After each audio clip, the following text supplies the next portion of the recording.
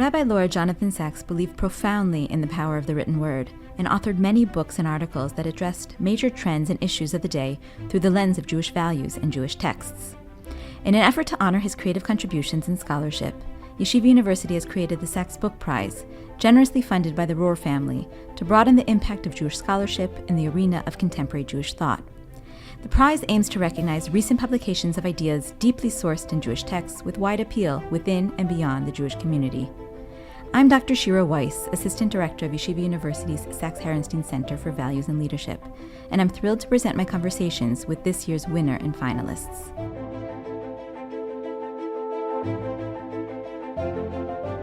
Rabbi Dr. Alon Goshen-Gottstein is the founder and director of the Elijah Interfaith Institute. His work bridges the theological and academic dimension with a variety of practical initiatives, especially involving world religious leadership. His book, Covenant and World Religions, Irving Greenberg, Jonathan Sacks, and the Quest for Orthodox Pluralism, was recently published by the Littman Library of Jewish Civilization in association with Liverpool University Press.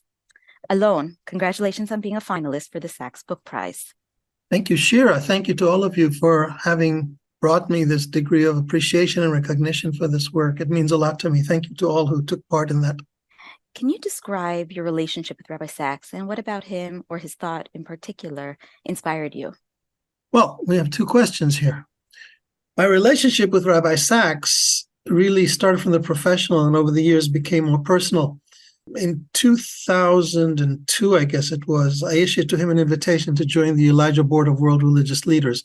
This is a group that was formed as part of the Elijah Interfaith Institute after it moved into, shall we say, it's a Chapter 2. Chapter 1 was a consortium of academic institutions in Jerusalem. Following the Intifada, we became a think tank that we wanted to put in trust to world religious leaders. So we created this Board of World Religious Leaders, and Rabbi Sacks was invited to join it.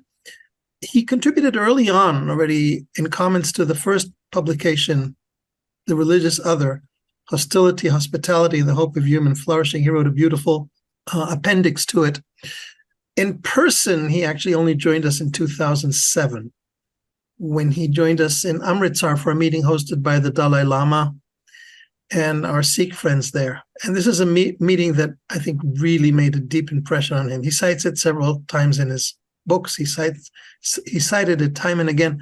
I remember one time walking to Benina Homau and he was lecturing there. He caught me from the corner of his eye. And he said, "Oh, there's Alon." And he brought me to Amritsar to meet the Sikhs, the Dalai Lama. I don't know what he said, but thousands of people are in the hall. And suddenly he catches me and brings this to everyone's awareness. He was very proud of it. I think he was very happy to have met the Dalai Lama. There were further meetings organized by other people following that. And following that in-person meeting, we continued to have various contributions in writing, video. He contributed to our Make Friends campaign. This was a campaign of video messages from religious leaders that had a reach of 200 million. He made a very beautiful statement to it. It's all available on our website.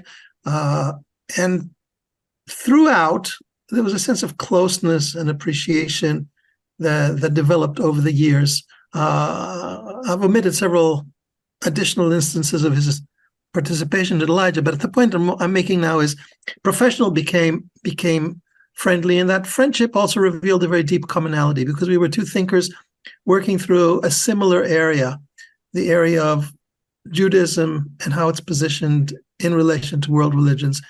I think he appreciated me.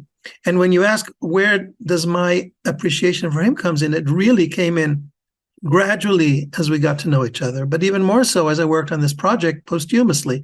I had an article ready for press that I had put together for a conference that was hosted by a common friend of ours, Miroslav Volf at Yale University.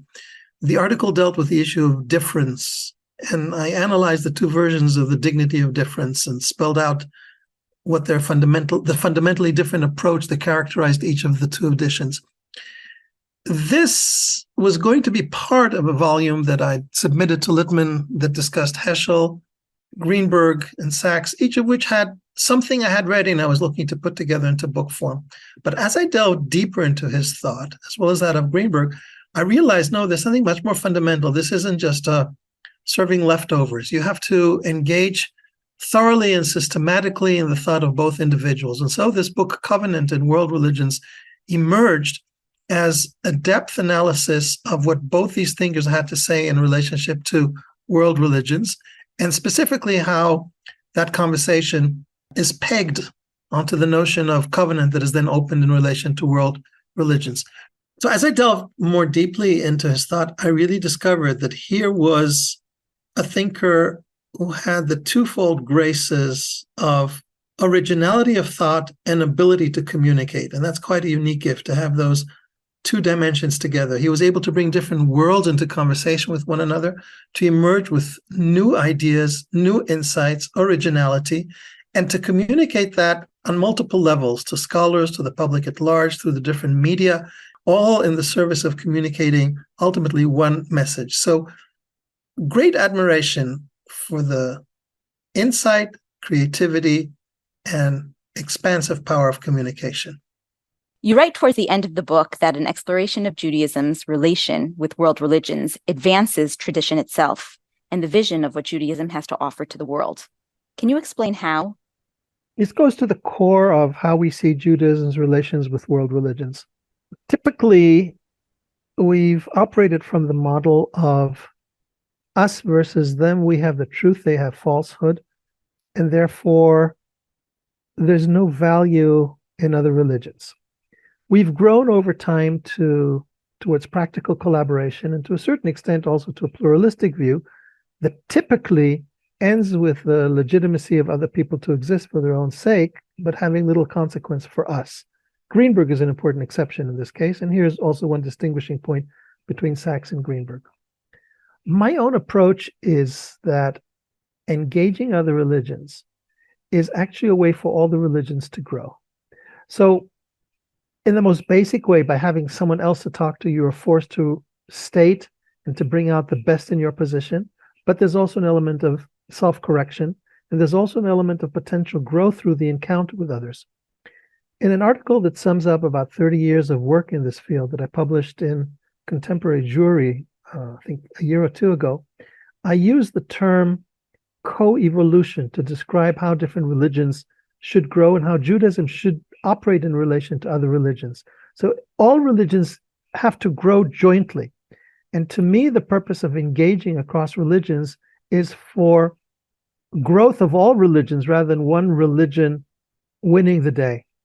And it is in that sense that I think that engagement with other religions, developing a more refined theology of religions, getting into the kind of theological conversation that holds promise, studying the finest examples of other religions, such as their saints and religious geniuses, another topic I've devoted much attention to, all that holds a key, improved self-understanding, and ultimately also for growth within Judaism.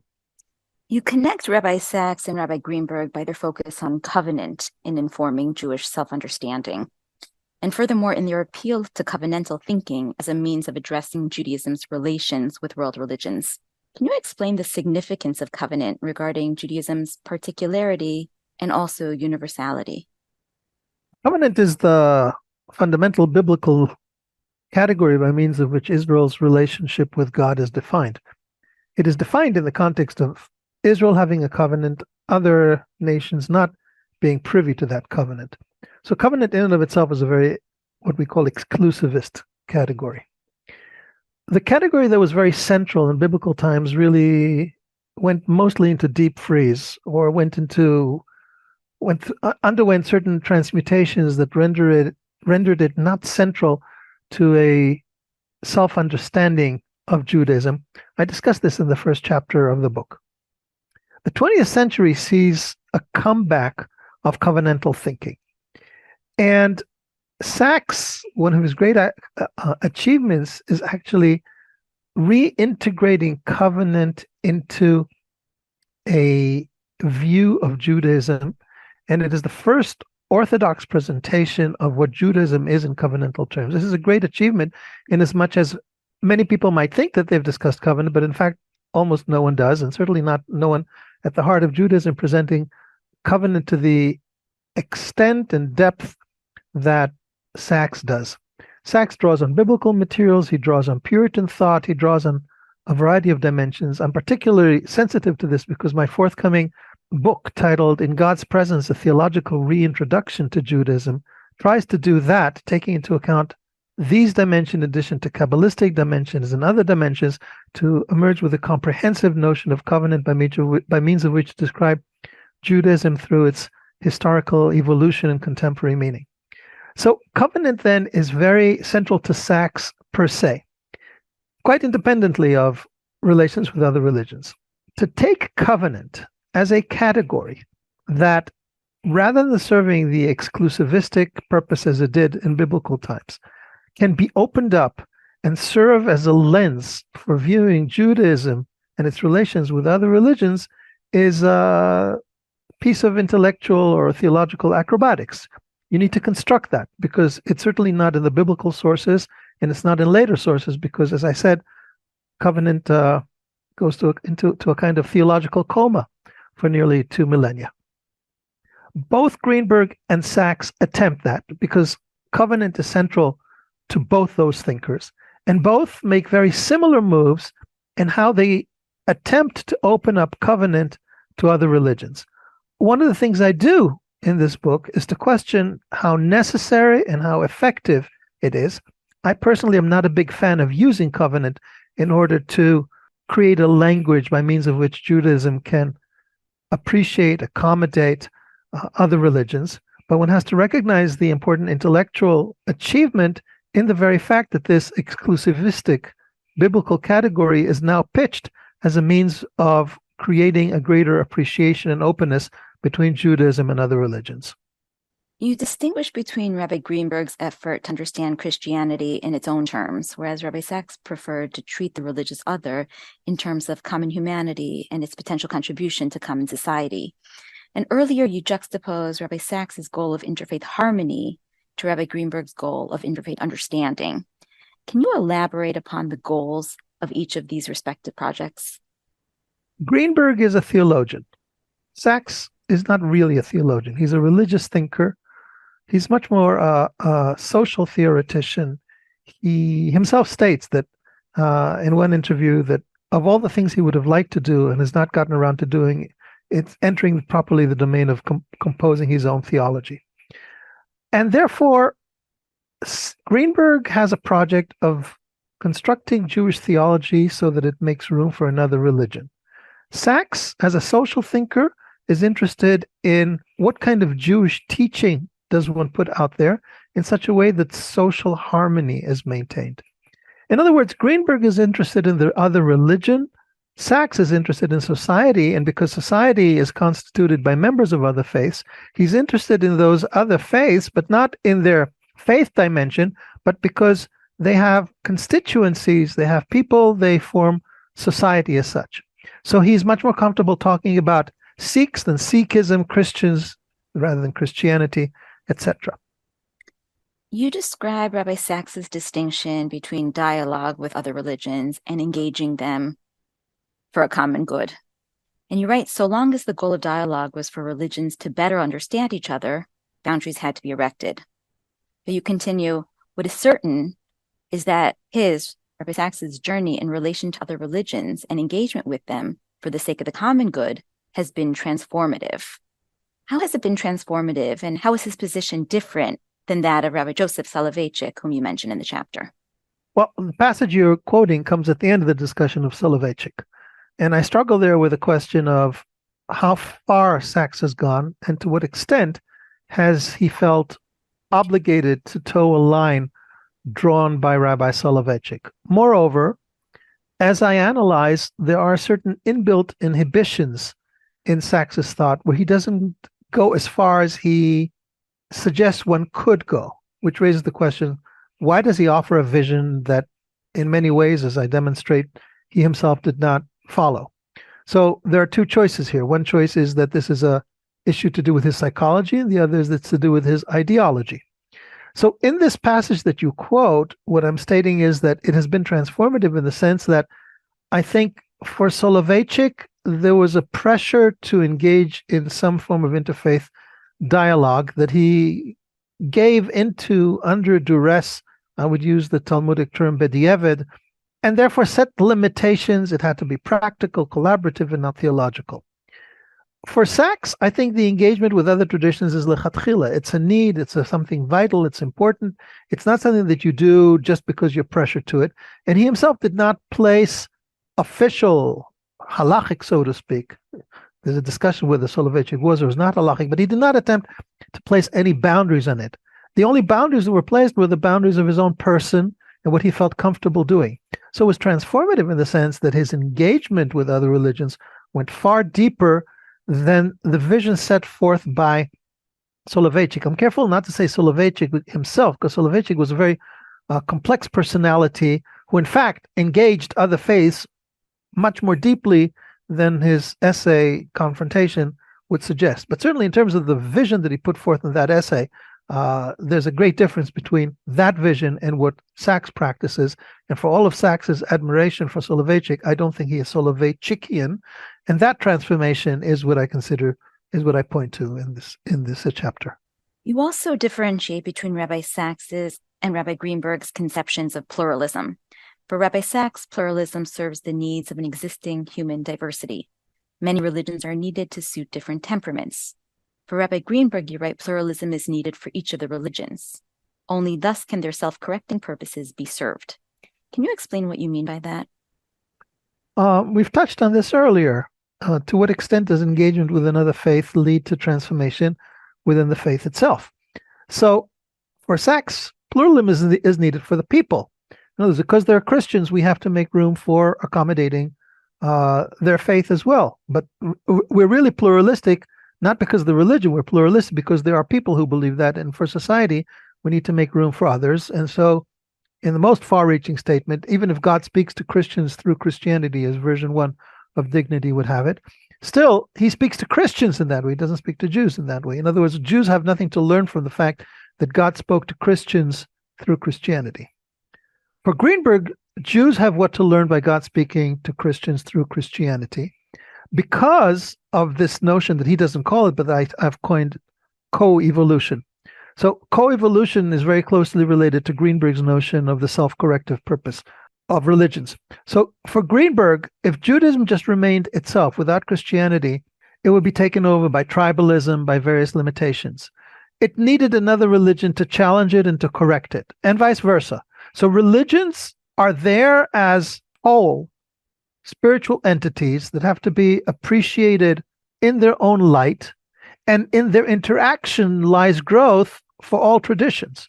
So the self-corrective element is one aspect of a broader phenomenon that I describe of religions growing through their encounter with one another. This is a dimension that is characteristic only of Greenberg's thought and is totally absent in Sacks's thought.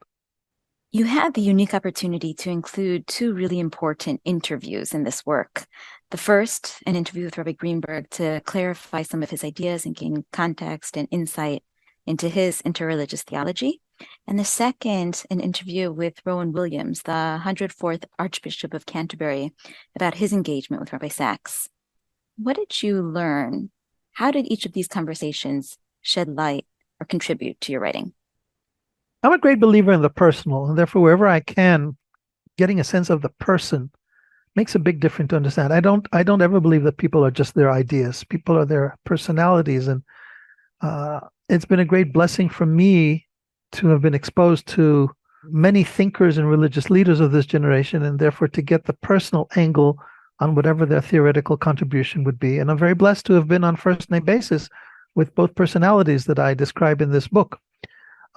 Regrettably, I couldn't interview Sacks because he passed away.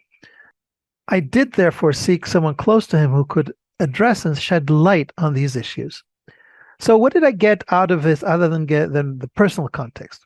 Well, with Greenberg, I saw, first of all, the person and really the depth of humility that he has. It was very moving. Greenberg is a very, very moving, gentle giant, if I can call him that, because he really is very tall, and he's also very, very gentle and very humble. In terms of substance, I had a thesis that I needed to test out, and that's the thesis that Greenberg could say everything he wants to say without appeal to covenant. I think Greenberg uses covenant because that was current 70s, 80s, and 90s when he did the bulk of his thinking. I think, in fact, he has recast many other ideas and labeled them covenant, ideas that stand on their own right.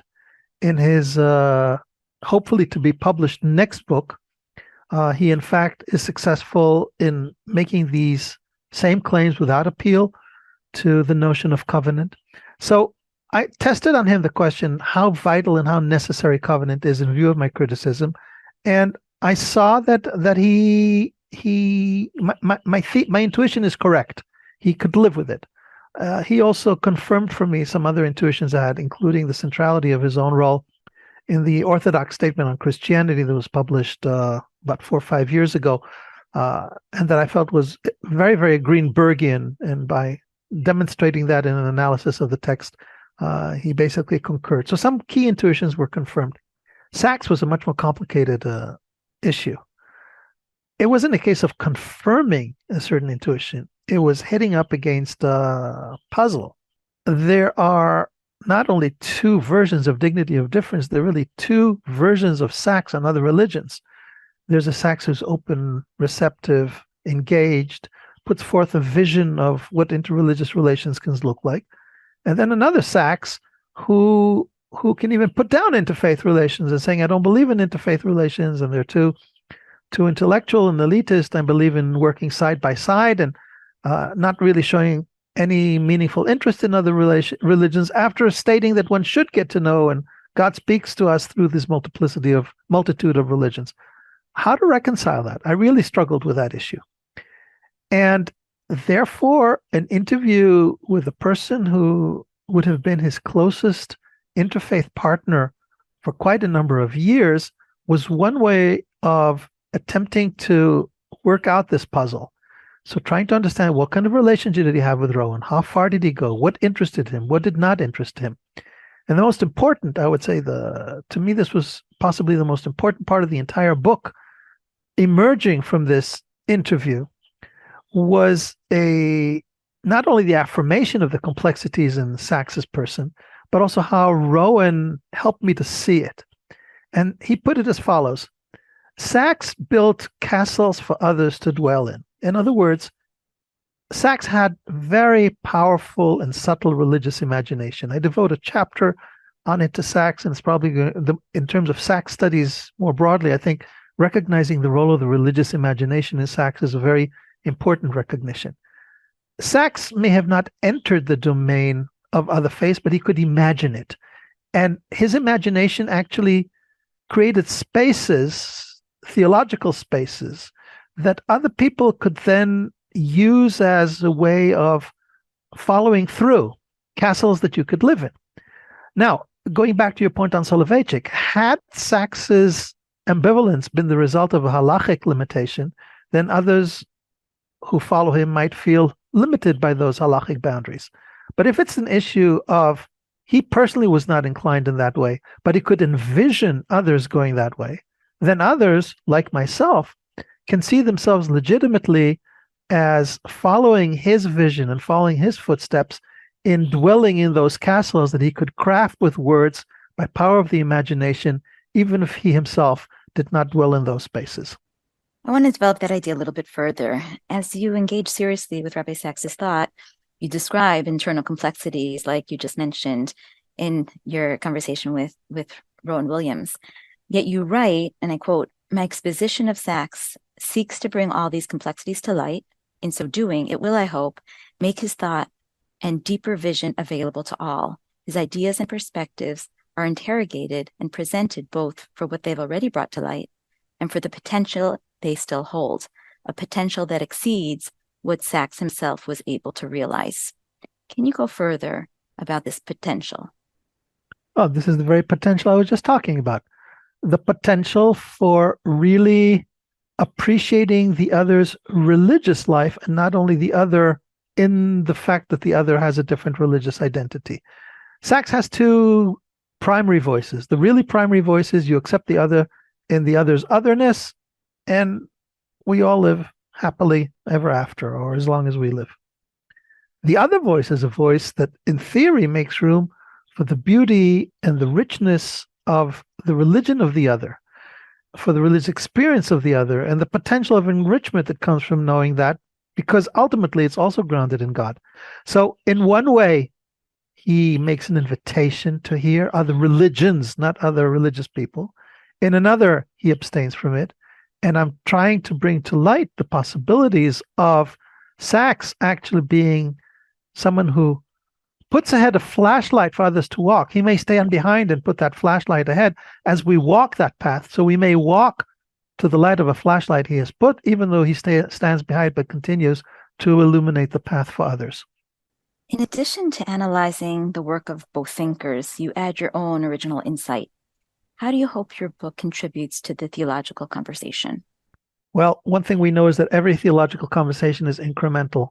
In the same way that these two giants have made their contribution, and then comes along little Alon and makes his observations, whatever I say will be followed by someone greater than me who will make their observations and point to the limitations of my suggestions. So therefore, any suggestion is to be put forth with the recognition that it's all part of an ongoing conversation. Within that ongoing conversation, I attempt to shift the focus from covenant to the image of God. The two central notions that are played out by both thinkers throughout their corpus are these two notions. I basically make the point that we need to move away from covenant and to load image of God with much greater theological significance. The key message here is that till now, for both thinkers, following rabbinic precedent, image of God has been a way of respecting the other person, the human being. I put forth the notion that image of God is actually exploring also the wealth of ways in which the divine interacts with human understanding and consciousness, and that therefore religions themselves and the spiritual life of people of other faiths is itself also an expression of the image of God. And therefore, a more robust understanding of the image of God provides us with one way of validating understanding other religions, and by virtue of the common humanity that we all share in the image of God, also of receiving inspiration and going back to that co-evolution of which I spoke earlier.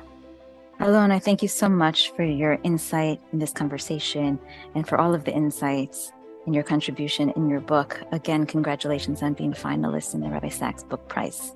And again, thank you for finalizing me. Thank you for listening. Dr. Erica Brown, director of the Sacks-Herenstein Center, joins me in expressing our gratitude to the Rohr family, who appreciates the influence of books in shaping the Jewish future. We hope the Sacks Book Prize will catalyze more inspired and inspiring Jewish writing and scholarship.